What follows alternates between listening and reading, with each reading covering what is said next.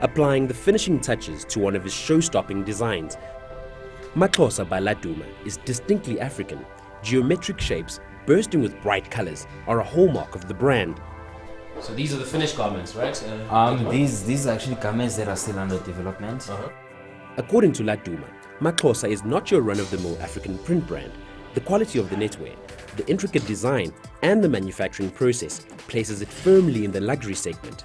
And the way that you've positioned your brand, is this an African luxury brand? Is that how you positioned it? Absolutely, precisely. From the word go, when I started, I did position and place my work in that pedestal.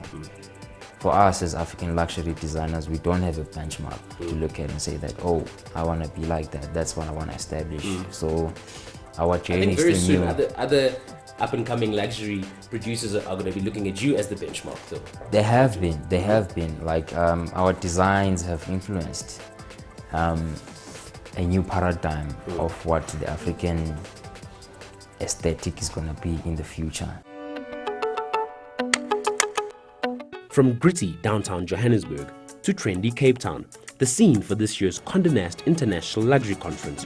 It's the first time the event has been held in Africa, bringing together international luxury brands like Gucci and Tiffany's amongst others, all under one roof. Over 500 delegates from 30 countries are attending the Condé Nast International Luxury Conference right here in picturesque Cape Town. And while the concept of luxury might seem odd in Africa, wages are rising and there's a burgeoning middle class. And as a result, the continent presents a new opportunity for luxury brands. Globally, the luxury industry is estimated to be over $1 trillion, and this year's conference explored how African brands can better position themselves to get a slice of that pie. In every society in this world, there are wealthy people and there are the not so wealthy people. What Africa needs from the perspective of luxury consumption is to ensure that the consumption takes place on ground. That means that wealth stays in the economy and it's reinvested in the economy, because wealthy Africans will always buy luxury items. So would Africans rather have them buying it outside of Africa and enriching other economies, or should that money be spent inside Africa to contribute to the economy? So wealth, you need wealth to create wealth. What do you think a conference like this is going to do in terms of promoting luxury or the whole industry on the African continent?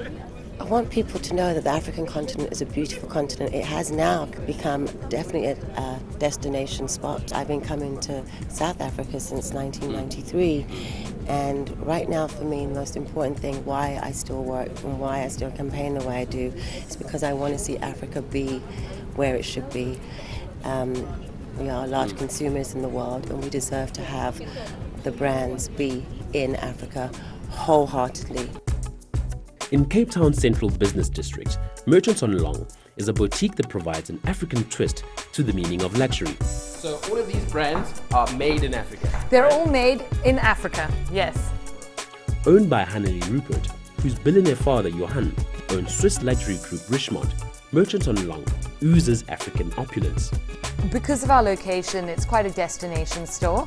And so I'd say we have locals who really are dedicated to Merchants on Long, to the designers that we stock, and then we have a lot of internationals as well, some who come in just through word of mouth and some because they've been following the designers that we stock. It's a real mix. We have a very loyal South African like customer base because they're very patriotic and they want to wear something that represents the true face of Africa. And so I think there's a lot of potential for Africans to buy into African luxury. But are there really that many customers for luxury goods in Africa? University of Cape Town economics professor Haroon Bhorat believes this notion of a burgeoning African middle class is misleading. There are elements of an upper class or a rich global middle class in Sub-Saharan Africa. They certainly exist and you can see that. But the actual numbers relative to the population, right? The actual numbers relative to other regions, right, are relatively small in Sub-Saharan Africa. And I think any notion of a luxury brand explosion in Sub-Saharan Africa would statistically actually be misplaced because the data doesn't support the existence of a consumer base in Sub-Saharan Africa that can support that demand. While the consumer base might be small in Africa, it still hasn't stopped brands like Maxhosa from entering the luxury space. The success of these homegrown brands will not only depend on their ability to drive domestic demand, but also on their ability to access international markets as well.